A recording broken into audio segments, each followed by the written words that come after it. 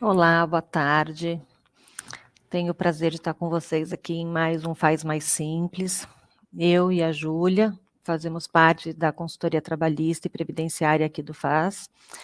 E nessa nossa iniciativa especial hoje do Dia das Mulheres, vimos falar a respeito da proteção à maternidade, seguindo a linha dessa ferramenta que o escritório tem, na iniciativa de uma forma de um bate-papo mais simples, de uma forma direta e resumida, poder explicar a todos a respeito de alguns direitos importantes e que podem fazer diferença na vida, principalmente das mulheres, nesse dia especial, nesse Faz Mais Simples especial, em homenagem ao Dia Internacional das Mulheres.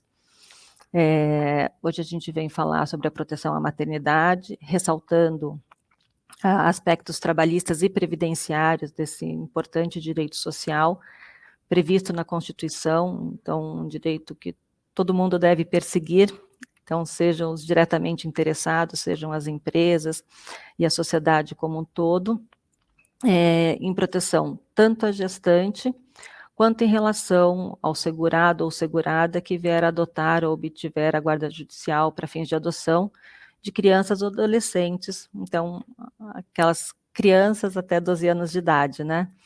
Então é importante a gente tratar desse assunto, especialmente hoje.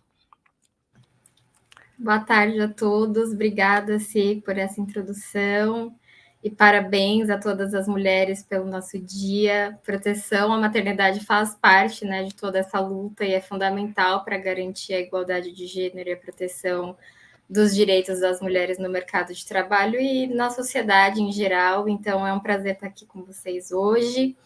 A gente vai dividir, então, esses aspectos trabalhistas e previdenciários, começando a falar sobre os aspectos trabalhistas, né, nas relações de trabalho. A proteção à gestante se dá em alguns âmbitos, né? O primeiro, que é acho que o mais conhecido, né, o da estabilidade, a empregada urbana ou rural, desde a confirmação da gravidez até 5 meses após o parto. Lembrando só que convenção ou acordo coletivo de trabalho podem elastecer esse prazo, né? Num segundo prisma, a concessão da licença maternidade de 120 dias, que dá aproximadamente 4 meses, né, de efetivo afastamento do trabalho. Pode haver, inclusive, condenação em pagamento de indenização por dano moral se ficar constatado que houve trabalho nesse tempo, por exemplo. E esse período de 120 dias pode ser prorrogado por mais 60 dias se a empresa for inscrita no programa Empresa Cidadã. E ainda sobre a licença maternidade, ela pode ser ampliada antes ou depois do parto em até 2 semanas, conforme recomendação médica. Então, quando há casos normalmente de risco de vida gestante ou ao bebê, que aí isso vai estar descrito, né, no atestado médico que a empregada apresentar. Essa proteção é importante, Ju, porque a empregada não pode retornar ao trabalho em nenhuma hipótese, sob pena de suspensão do benefício que a gente vai conversar mais para frente.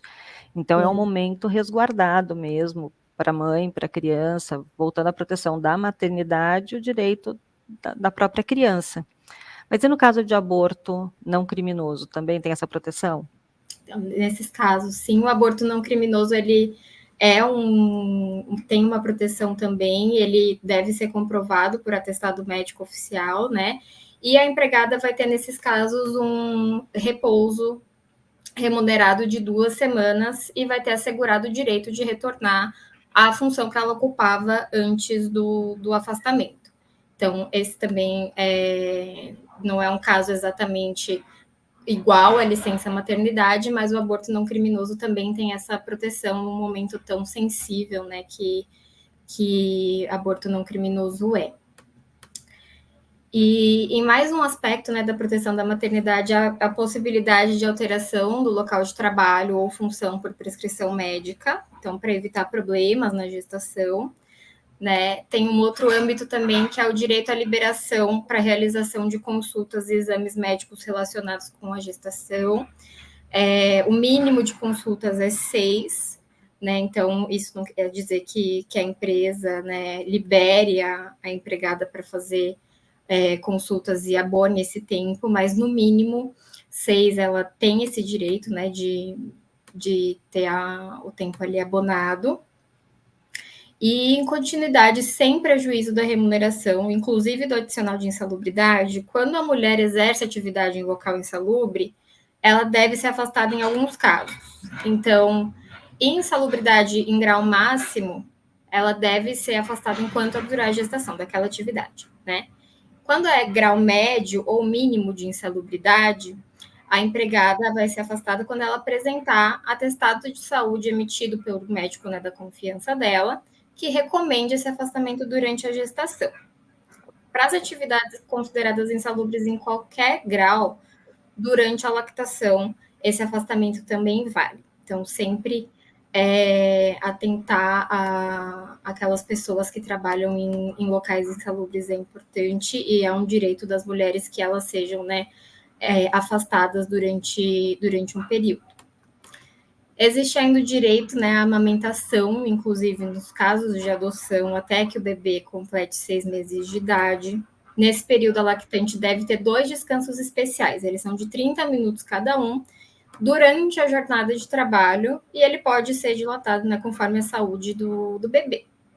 Às vezes é inviável que a empregada, né, se desloque do local de trabalho mais de uma vez por dia, por meia hora só para amamentar o filho. Então, tem até uma questão relevante que às vezes é levantada. Então, esses 30 minutos servem também para a extração do leite, né, quando eu não posso me deslocar. O intervalo, ele deve ser concedido. E aí pode ser razoável, então, que pelo menos nessas pausas, né, as mães que não podem amamentar os filhos durante essa jornada de trabalho, pelo menos tenham essa pausa para ordenha e armazenamento do leite materno, se possível, porque afinal a intenção é garantir, né, a proteção à maternidade e à saúde do bebê. E, por fim, a gente também tem a vedação expressa de discriminação da mulher em razão do seu estado de fertilidade e gravidez. Isso pode gerar repercussões não só trabalhistas, como penais também. Então, é uma coisa bastante importante. E um exemplo clássico é requerer exame de gravidez quando da admissão ou da realização de exame periódico. Então, em nenhum momento isso pode influir, né, na relação de trabalho, a não ser, obviamente, no âmbito da proteção da mulher e do bebê, mas negativamente não. Isso é proibido. E aí, agora, passando para os aspectos previdenciários, a gente tem vários outros pontos que também são muito importantes, que todas as mulheres tenham ciência, principalmente porque são mais burocráticos, né, Si? Não só a parte da burocracia, né, Ju? Acho que aqui é importante a gente ressaltar que nós temos muitos direitos trabalhistas, e isso tem que ser visto como uma conquista, sobretudo hoje, no 8 de março, em relação às mulheres, mas a gente está falando de relação de empregadas. A gente pode tratar da empregada doméstica, mas a gente tem um grande número de mães e de adotantes que não são empregadas domésticas, que têm uma MEI, que são contribuintes individuais, ou mesmo de seguradas facultativas, que também têm direito a essa proteção, e não tem esse respaldo da legislação trabalhista, que é voltada principalmente para as empregadas sob o regime de CLT. embora no nosso linguajar comum a gente trate de empregado todo mundo que tem algum vínculo de trabalho, juridicamente a gente não tem essa proteção para qualquer um que trabalhe, vai depender do vínculo de trabalho, a geração do direito. Então, todos esses direitos que a Júlia falou agora, se referiu agora, eles estão relacionados principalmente às empregadas CLT. E, logicamente, cumpre a empresa cumprir com todas essas obrigações e garantir esses direitos de forma não discriminatória, e sim valorizando o papel da mulher nesse momento. Quando a gente trata dessa questão na esfera previdenciária, a gente está tratando de uma forma muito mais abrangente. E aqui a gente tem um ponto super relevante para entrar no aspecto previdenciário. Quando a gente fala em previdência social, a gente fala de uma situação muito similar a seguro. Então, só tem direito à proteção quem contribui com a previdência social. E na lei de previdência a gente tem uma diferença, uma previsão entre segurados facultativos e segurados obrigatórios. Então, quando eu falo da empregada CLT, quando eu falo da empregada doméstica, quando eu falo de uma pessoa que tem uma MEI, de um microempreendedor individual, quando eu falo de um empresário que tem qualquer outra forma de empresa, quando eu falo da trabalhadora autônoma, eu estou falando de pessoas que têm um rendimento decorrente do seu trabalho e por isso são tidos como segurados obrigatórios. Então, essas mulheres, e assim como os homens, que exercem uma atividade remunerada, eles têm obrigação legal de verter contribuição para a Previdência Social. Todo mundo cumpre a lei? Não, não é todo mundo que cumpre a lei. Então, quem não verte contribuição para a Previdência não terá esse respaldo, apesar da previsão constitucional, previdenciária.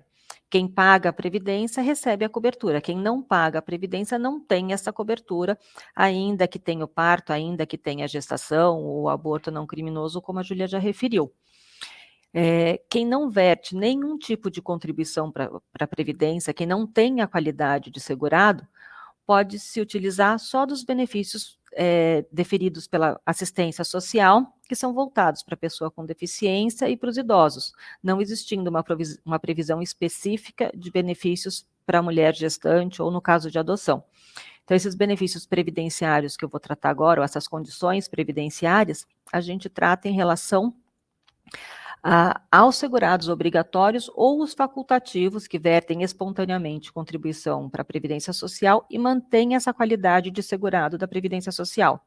Essa qualidade de segurado existe enquanto há a contribuição com o regime previdenciário e tem algumas situações que prorrogam essa situação de proteção, que no direito previdenciário é denominado de período de graça, que varia de 6 meses, no caso de facultativo, e 12 meses dos demais segurados, até 36 meses, dependendo da situação de cada segurado.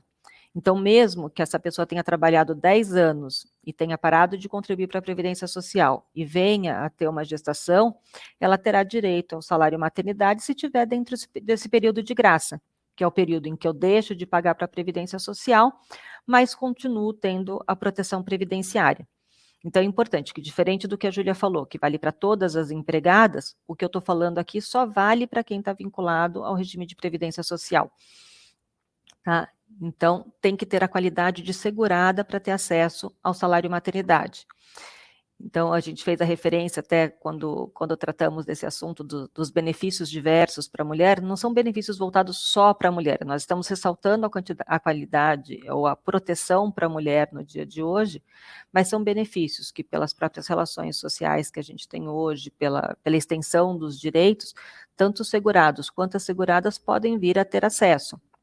Seja um auxílio creche, seja esse salário maternidade, a licença maternidade para gestante ou para adotante, sendo que diferença de benefícios nós continuamos tendo para as mulheres em relação às aposentadorias. O período de carência da mulher continua sendo diferenciado, então a mulher, na esfera de aposentadoria, tem condições de tempo menor que a do homem, mas que não é o nosso foco hoje, né? Nosso foco está voltado à maternidade. Em relação ao aspecto previdenciário, então, em que pese o empregador tenha que conceder às suas empregadas a licença maternidade, o pagamento do salário maternidade é feito pela Previdência Social, de forma direta ou indireta. Por que de forma direta ou indireta? Porque no caso das empregadas, quem faz o pagamento desse salário maternidade é o próprio empregador, é a empresa, sendo que a empresa não assume esse custo, ela paga o valor do salário maternidade para a empregada gestante, que já teve o parto ou se afastou um pouco antes do parto, durante o período da licença maternidade, mas compensa o valor que foi pago para essa empregada com as contribuições que ela, empregadora, deve para o INSS. Então, de forma indireta, é o INSS que paga esse benefício do salário maternidade. Em relação às demais espécies de seguradas do regime geral, e aqui a gente está falando da empregada doméstica, a gente está falando da contribuinte individual, que é a empresária, que é a trabalhadora autônoma, em relação ao segurado rural, esse benefício é pago diretamente pela Previdência Social. Então, ele tem que ser requerido lá no meu INSS ou por meio da Central 135 para ser requerido diretamente ao INSS e, em sendo deferido, o benefício é pago diretamente pela Previdência Social. Aqui a gente já referiu que esse salário maternidade é devido em razão do parto ou da adoção, e é importante ressaltar, a licença é uma só. Então, se eu adotei uma criança ou eu adotei 3, eu vou ter direito aos 120 dias de licença maternidade. Da mesma forma, em relação ao pagamento do salário maternidade. Se eu adotei uma criança, ou se eu adotei 3 crianças, eu tenho direito a um benefício de salário maternidade. E diferente de todos os demais benefícios da Previdência Social disponíveis hoje, o salário maternidade é o único que não é submisso ao teto. Então, se estivermos tratando da situação de uma segurada que ganha 20 mil reais de salário, o salário maternidade dela vai ser os 20 mil reais e não haverá submissão ao teto previdenciário de 7.507,49 centavos vigente hoje. Então, entende-se pela efetiva proteção desse benefício, porque mantém os rendimentos da assegurada durante esse período de licença maternidade e de pagamento de salário maternidade. É um benefício que, como a grande parte dos benefícios da Previdência Social, exige o cumprimento de carência. Então, o que é a carência perante a Previdência? É um número mínimo de meses em que essa segurada tem que estar vinculada ao regime previdenciário, vertendo contribuições para ter direito ao benefício. Então, para seguradas empregadas, então as CLTs que a gente estava tratando até agora, para segurada avulsa e para empregada doméstica, não há exigência de carência, mas para todos os demais tipos de seguradas, que seja o caso da MEI, autônoma, empresária, que são as contribuintes individuais, exige-se um cumprimento de carência de um período de 10 meses. E a carência perante a Previdência Social, ela implica no recolhimento mensal das contribuições, e aqui é um ponto muito importante, tá, pessoal? Para cômputo de carência, diferentemente de tempo de contribuição que a gente usa para aposentadoria, as contribuições não podem ser recolhidas em atraso. Então, o período de carência começa a contar a partir da primeira contribuição recolhida sem atraso. Então, se eu descobrir que eu estou grávida hoje, eu não sou vinculada ao regime geral de previdência social e resolvo recolher 10 contribuições para trás para cumprir a carência e daqui 9 meses ter o meu filho, eu não terei direito ao salário maternidade porque eu recolhi essas contribuições em atraso. Diferentemente de começar a contribuir agora, engravidar na metade do ano, no final do ano, e já ter esses 10 meses de contribuição recolhida e a carência cumprida para fazer jus a esse benefício.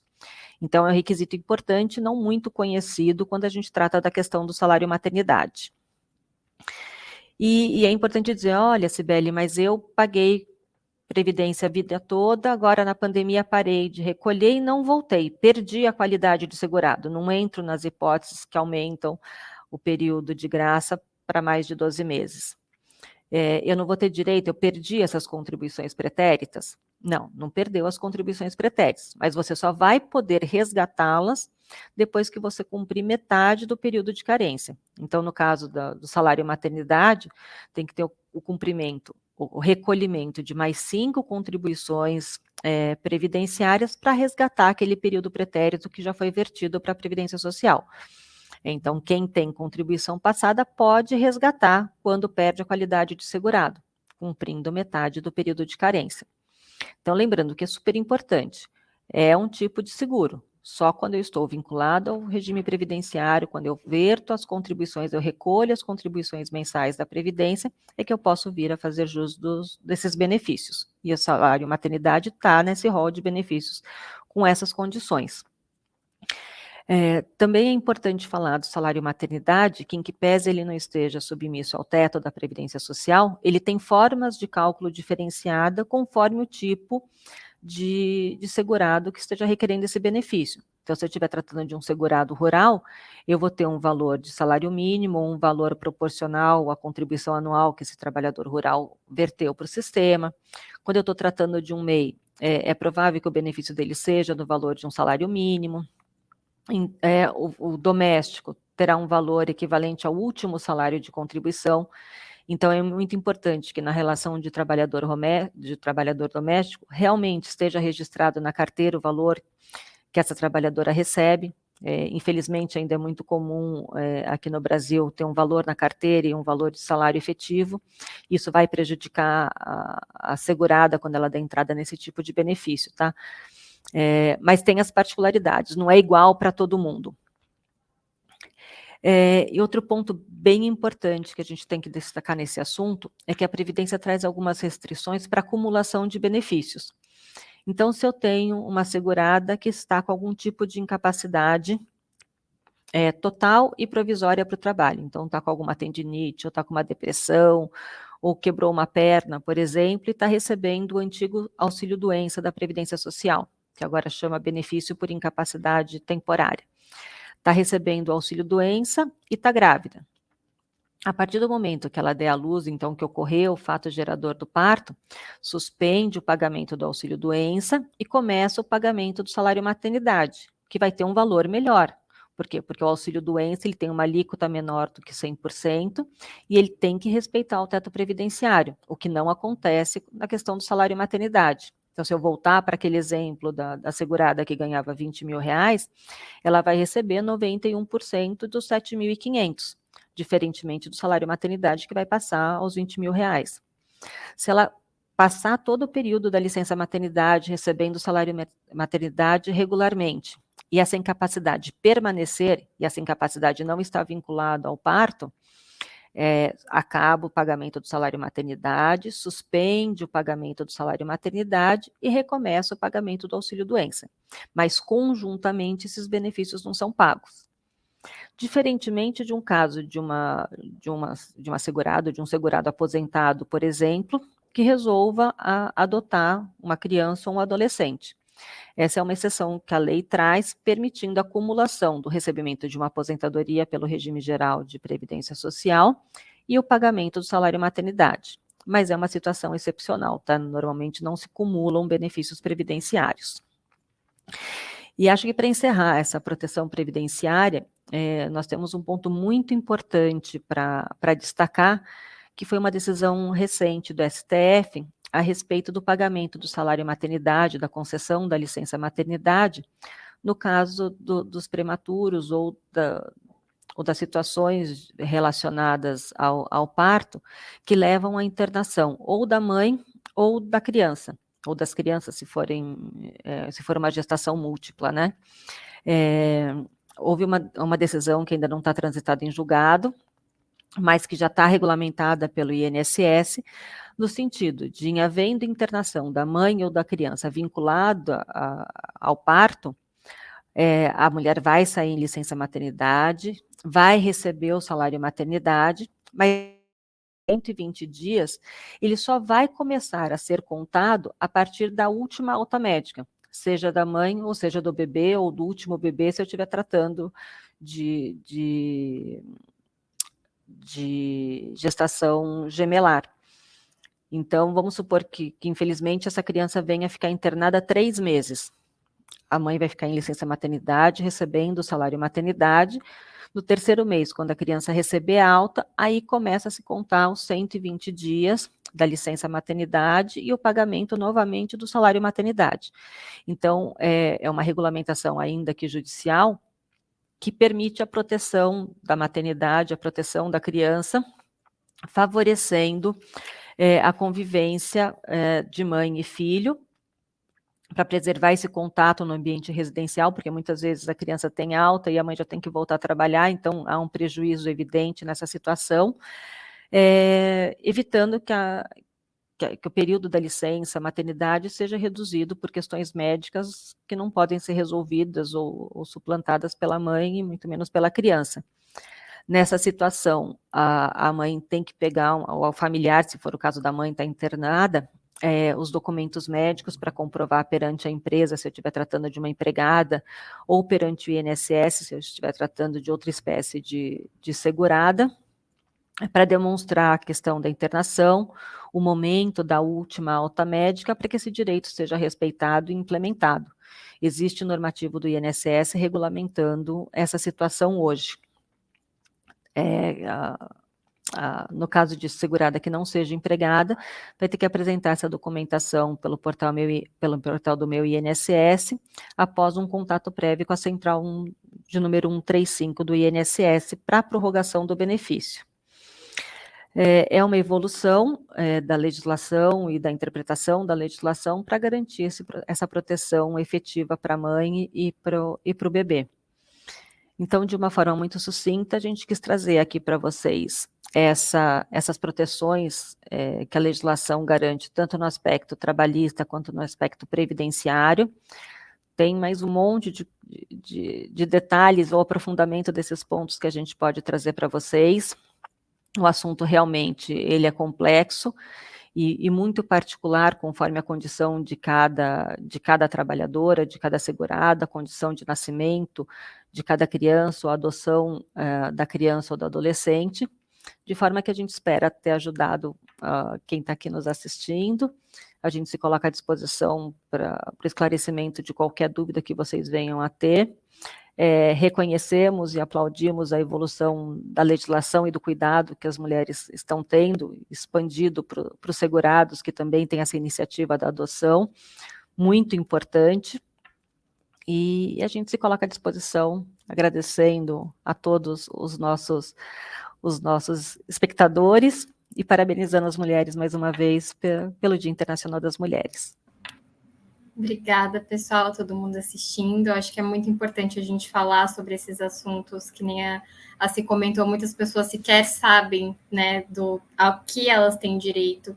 Então, esse também é um aspecto muito importante, e nessa semana tão especial, muito legal a iniciativa também do escritório da gente conseguir bater um papo sobre esses assuntos que normalmente ficam mais... quando a gente chega lá, né, no vamos ver, né, que a pessoa fica até meio perdida, sem saber o que fazer, sem saber o que tem direito, o que não tem direito, inclusive as empresas às vezes acontece também. Então, para quem pedir. Exatamente. Então, a gente espera ter contribuído e, de novo, feliz Dia das Mulheres a todas. Um abraço para todo mundo que assistiu.